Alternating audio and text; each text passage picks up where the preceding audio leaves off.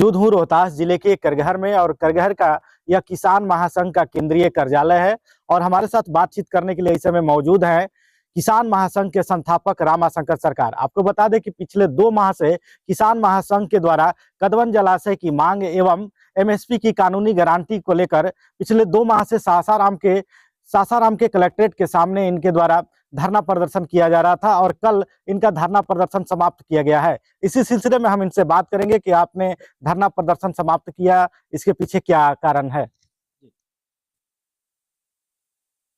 धरना प्रदर्शन समाप्त करने का मुख्यतः एक कारण है, ऐसे तो 2 कारण है।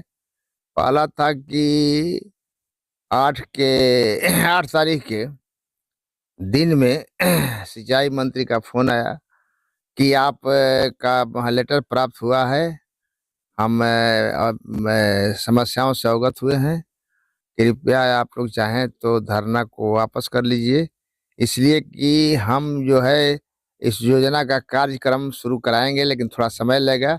अप्रैल के अंत तक या मई के फर्स्ट वीक में इसमें हम लोग काम लगा देंगे। इसके बाद भी मैंने कहा कि अभी धरना स्थगित नहीं होगा, अभी हम लोग धरना चलाएंगे। फिर रात में 8 के रात में हमारे साथी बैठे और उसके पहले मेरा तबीयत भी कुछ खराब था, तो डॉक्टरों का सलाह था कि आप जो है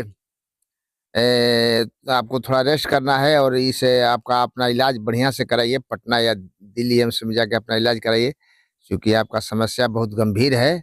आप बैठ के जब उठते हैं तो आपको घुमरी आ जाता है, आप गिर जाते हैं, इसलिए आपका समस्या गंभीर है, इसलिए आप इलाज कराइए। अच्छा, पिछले दिनों धरना प्रदर्शन के दौरान सासाराम के प्रशासन के द्वारा आपके साथ बदसलूकी की गई, आपके कार्यकर्ताओं के साथ बदसलूकी की गई, आपका जो टेंट वहां पर था उसको जबरन जेसीबी से गिरा दिया गया। क्या लगता है कि नीतीश कुमार के सरकार में जो धरना, जो कि अब मौलिक अधिकार है, उसे दबाने का प्रयास किया जा रहा है। अभी हाल ही में प्रशांत किशोर के और जहां छात्र जो हैं उनको भी लाठीचार्ज किया गया, उनको भी पीटा गया, क्या कहेंगे। आपने जो कहा बात सही है, यह पूरे देश की स्थिति है, पूरे देश में इस तरह का हो रहा है। जब संविधान में यह बात है, संविधान में यह अधिकार मिला है कि अगर जनप्रतिनिधि किसानों की समस्याओं को संसद और में नहीं रखते हैं, सदन में नहीं रखते हैं, तो आम आदमी अपना समस्या धरना या प्रदर्शन के माध्यम से शांतिपूर्ण रख सकता है।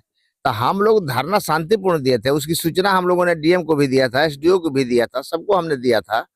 और 1 महीना 7 दिन के बाद, वो भी रात में, ये तो बहुत गैर कानूनी है, रात में शांतिपूर्ण धरना दे रहे थे। रात में 11:30 बजे करीब जिला प्रशासन आया और हम लोगों का सीओ और एसडीओ आया और हम लोगों का तो समूचा टेंट वगैरह कबार के उठा के लेके चला गया। और हमारे उसमें साथी भी सोए थे, उसमें लोगों को चोट भी आई थी। कमलेश सिंह है, उनका पैर में चोट आ गया था, जो आज तक अभी दर्द कर रहा है। और वहाँ भंते जी थे, उनके भी सर पर चोट आई थी। और कुछ साथी थे, एक जहानाबाद के साथी थे, एक कामेश्वर साथ है। काफी लोगों को परेशानी हुई और जाड़ा में इन लोगों का समूचा चीज छीन के लेते चला गया, कंबल संबल सब भी छीन लिया। इतना अमानवीय व्यवहार किया जो इस जनतंत्र में आशा नहीं किया जा सकता है। तो ये पूरे देश में यह चलन खराब चल रहा है और यह बहुत निंदनीय है और यह संविधान विरोधी है, संविधान सम्मत नहीं है। अच्छा, अभी तो आपको आश्वासन मिला है, अगर फिर कदवन जलाशय बनाने का कार्य नहीं किया जाता है, जैसे पहले लंबित कर दिया गया, उस समय भी बनाने के लिए इसका नींव भी डाला गया और फिर उसको लंबित कर दिया गया, तो फिर क्या आगे का। हम उनका अप्रैल तक इंतजार करेंगे और तब तक हम अपना इलाज करा के भी हम अपने सेहत को ठीक कर लेंगे। लेकिन हम लोगों का अभी धरना हम लोग स्थगित नहीं किए हैं। हम लोग धरना जो है अभी हम लोग क्या कहते हैं, कुछ दिन के लिए इसको बंद किया है, कुछ दिन के लिए बंद किया है। और फिर हम लोग अप्रैल और मई के फर्स्ट वीक तक देखेंगे। अगर काम शुरू नहीं होगा तो हमारा धरना फिर शुरू हो जाएगा, फिर आंदोलन हम लोगों का शुरू हो जाएगा। आपका मुख्य तौर से मांग क्या है। जैसे दिल्ली में भी अभी देखा जा रहा है कि दिल्ली में भी किसान डटे हुए हैं अपनी मांगों को लेकर, आप लोग भी यहाँ पर डटे हुए हैं। हम लोगों का यहाँ स्थानीय मांग है कदवन जलाशय, क्योंकि सोन नदी जो है उसमें अब पानी नहीं आ रहा है। पानी नहीं आ रहा है तो सोन से जितनी भी नहरें निकली हैं उसको समय पर पानी नहीं मिल रहा है। अभी आप देखे होंगे जनवरी में पानी नहीं आया, मैंने दिसंबर में पानी नहीं आया। सरकार का रोस्टर है सिंचाई विभाग का कि 20 दिसंबर को पानी छोड़ देना है नहरों में, लेकिन हम समझते हैं कि 5-6 नवंबर दिसंबर जनवरी तक पानी नहीं आया। उसी समय हाहाकार मच गया था, लोगों का चापाकल बंद हो गया था, ट्यूबवेल नहीं चल रहा था। ये परेशानी है, इन लोगों को महसूस नहीं हो रहा है, लेकिन है परेशानी। अब रह गया सवाल कि जब अगर कदवा जलाशय बनेगा तो उसका मतलब है, जलाशय का मतलब वहां पानी का भंडारण होगा। जो सोन नहर में बरसात का पानी आएगा, जो आपका जो वहाँ है बाण सागर परियोजना मध्य प्रदेश में सोन नदी पर, उससे जो पानी बह के आएगा, इसकी सहायक नदी है रिहंड, उससे जो पानी बह के आएगा उसमें इकट्ठा होगा, भंडारण होगा। और उसकी क्षमता इतनी है उस भंडारण की कि वह एक सीजन अकाल में भी मैंने इन तमाम नहरों को पानी देखा, किसी तरह की परेशानी नहीं हुई। तो इसलिए यहाँ के लोगों के लिए वो बहुत आवश्यक है, खेती के लिए आवश्यक है, पीने के लिए आवश्यक है। अगर पानी नहीं रहेगा तो यहाँ की खेती, जो आर्थिक स्थिति किसानों की जो मजबूत स्थिति खेती के चलते, वो निश्चित रूप से बर्बाद हो जाएगी। लोगों का आने वाला समय में पानी के लिए संकट होगा, लोग पानी के लिए मार करेंगे, लड़ेंगे, आपस में लड़ेंगे। किसी के सबमर्सिबल पर जाएंगे तो कहेगा कि हमारे यहाँ जाइए, पानी में हम नहीं भरने देंगे क्योंकि पानी का अभाव है। और इसके बाद अगर कोई सबमर्सिबल से खेती भी कराना चाहे तो सरकार कहेगी बंद कीजिए, पहले पानी पीने के लिए छोड़िए। इसलिए चारों तरफा हमला हो जाएगा किसानों को। जिस तरह लॉकडाउन में हुआ ना कि लोगों को बंद कर दिया गया, आप नहीं जा सकते हैं, कहीं नहीं जा सकते हैं, जाते थे तो सरकार पुलिस डंडा मारती थी। कौन सा भाई, ये कौन सा जनतंत्र है? इस तरह से स्थिति बहुत बुरी है इस देश में। जनतंत्र के नाम पर धनतंत्र चल रहा है, इसलिए स्थिति बहुत बुरी है। इसलिए आम आवाम को, सबको इस विषय पर चिंतित होना चाहिए। चाहे किसान हो, चाहे भूमिहीन किसान हो, चाहे व्यापारी हो, चाहे वो क्या कहते हैं नौकरी करने वाले लोग इस इलाके के, सबको इस पर चिंतित होना चाहिए। चाहे ठेला बेचने वाले हो, चाहे दुकान चलाने वाले हो, इस इलाके में जितना भी दुकानदार है, चाहे सासाराम के हो, चाहे करगहर के हो, चाहे कोचस के हो, चाहे बड़हरी के हो, चाहे दिनारा के हो, चाहे विक्रमगंज के हो, सबको चिंतित होना चाहिए। और तब जाके इस लड़ाई को लड़ा जाएगा, तब जाकर समस्या का समाधान होगा। अक्सर देखा जाता है कि कोई अगर पॉलिटिकल मुद्दा हो तो उसमें बहुत लोग सामने आ जाते हैं, तुरंत नारेबाजी करने लगते हैं, धरना प्रदर्शन करने लगते हैं।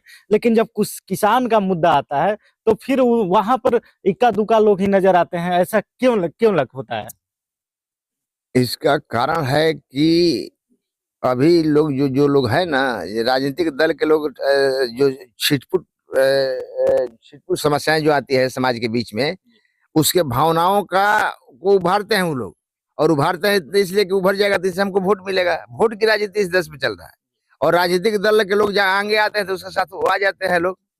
अभी देखिए ना, आपने अभी सुना लोकसभा में क्या कहते हैं, डॉक्टर भीमराव अंबेडकर के संबंध में कोई अभद्र टिप्पणी किए थे, क्या कहते हैं आपके इसके यहाँ के गृह मंत्री अमित शाह, पूरे देश में बवाल हो गया। और आप जान रहे हैं कि यहाँ 7 लाख किसान आत्महत्या कर गए इस देश में, और प्रतिदिन 30 किसान आत्महत्या कर रहे हैं। कभी आपने सुना संसद में एक दिन भी आवाज उठा, सत्ता हो चाहे विरोधी हो? अभी डलेवाल साहब 50 दिन से अमर अनशन पर हैं, विरोधी भी बोल रहा है क्या? कहीं एक बार भी लोकसभा की कार्यवाही नहीं रोकी ना।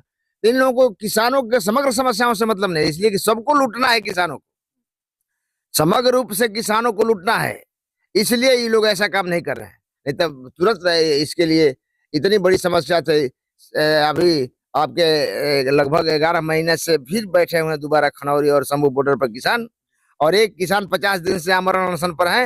लेकिन कभी इसके सवाल पर लोकसभा में कहीं आप देखे हैं? कभी किसी ने नहीं रुका, न किसी विधानसभा में उसकी चर्चा हो रही है। और जहाँ के किसान आत्महत्या करें वहां विधानसभा में चर्चा नहीं होती है। इसलिए बहुत बड़ा गंभीर मामला है, और इस पर किसानों को समझने की जरूरत है। इस देश का जो किसान है और किसान वर्ग से जो निकल के गया है, चाहे वह बिजनेस करने वाला आदमी हो, चाहे वह नौकरी करने वाला आदमी हो, चाहे वो पढ़ने वाला नौजवान हो, इन लोगों को गंभीरता से इस पर ध्यान देना चाहिए और विचार करके आगे आना चाहिए, तब जाकर कहीं समस्याओं का समाधान होगा। नहीं तो यह देश जो है फिर गुलाम की तरफ बढ़ गया है, और वही हो रहा है। क्योंकि इस देश में 2 तरह की इकोनॉमी है। एक रूरल इकोनॉमी है जिसको ग्रामीण अर्थव्यवस्था कहते हैं, एक अर्बन इकोनॉमी है जिसको शहरी अर्थव्यवस्था कहते हैं। और ग्रामीण अर्थव्यवस्था यहाँ का बहुत मजबूत है। जब भी कोई मंदी आता है तो ग्रामीण अर्थव्यवस्था ही है जो इस देश को संभालती है, जिसका असर नहीं पड़ता है। लेकिन यह अभी इसी को समाप्त करने पर लोग लगे हुए हैं, और खासकर भाजपा की सरकार जो है, अभी नरेंद्र मोदी जो है, आपने देखा होगा नोटबंदी किए थे, उन्होंने कहा कि पैरेलल इकोनॉमी हम समाप्त करेंगे। पैरेलल इकोनॉमी क्या है इस देश में?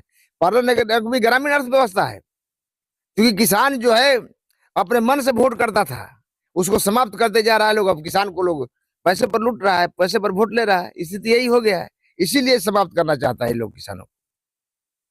तो अभी आपने सुना, हमारे साथ बातचीत करने के लिए इस समय मौजूद थे किसान महासंघ के संस्थापक हैं, बिहार के रोहतास के करगहर के कुसही के रहने वाले हैं, और इनका संघ जो है पूरे बिहार में, पूरे देश में काम करता है, और इनसे हमारी किसान को लेकर ज्वलंत मुद्दा पर बातचीत हुई।